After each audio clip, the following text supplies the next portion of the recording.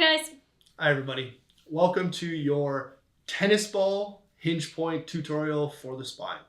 Okay, in this video, we're going to take a pair of tennis balls.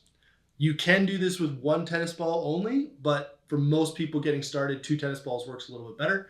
I'm actually going to hold on to the tennis balls and I'm going to get Sean to turn around so you can see what's going on before I get her to lie down and show you the actual hinge pointing.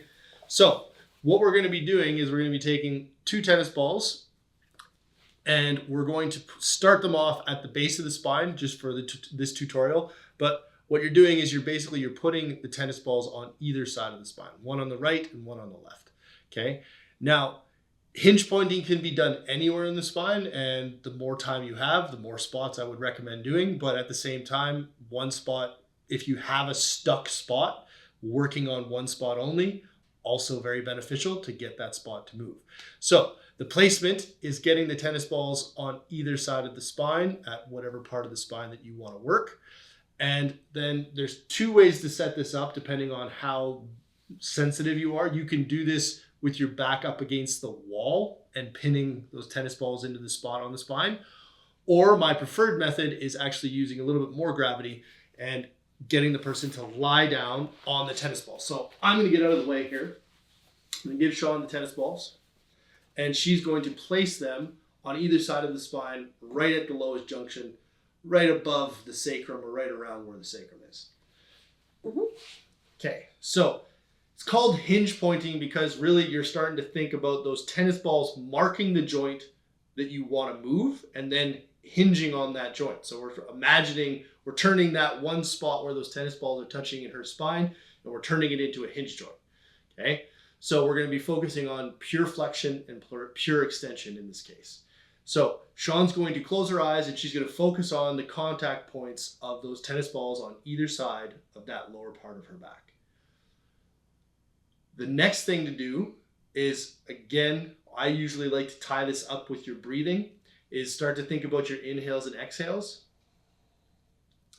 and pick whether it's the inhale or the exhale, where you want to focus on the flexion or the extension.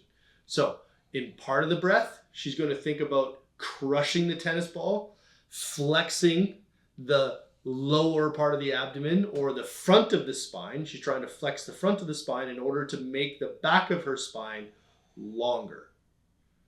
And then on the other part of the breath, she's going to do the opposite. She's going to flex the tissue on the back of the spine, right where the tennis balls are, and she's going to imagine lengthening the front of her spine. So she's getting into this hinging movement on the tennis ball. Good. Give yourself some time. And what this is doing is it's literally just working on, one, building the neurological connection to that specific joint in your back, but it also is starting to force the local tissue where that tennis ball is to start to move more and force more like blood, more synovial fluid, and more helpful nutrients get forced into that tissue. Right? So we're working both the neurological as well as the structural side of things.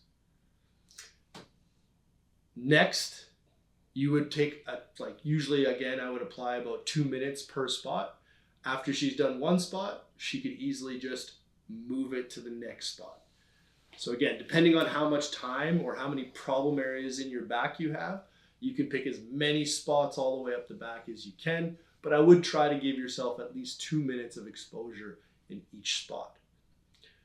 Different visuals that can help with this, or different tips on trying to make the tissue move the way you'd like it to, is in this case with a softer, like a tennis ball or something like that, that's soft enough, you can think about actually collapsing the tennis ball as you push the spine into the tennis ball, shortening the front of the spine while trying to lengthen the back. And then imagine you could pick the tennis ball up, in fact, using the muscles, conforming the spine and the muscles around the tennis ball to try to pick it up, moving the spine into extension. Right? So that's another way of thinking about visualizing that hinge work in that very specific area of the back.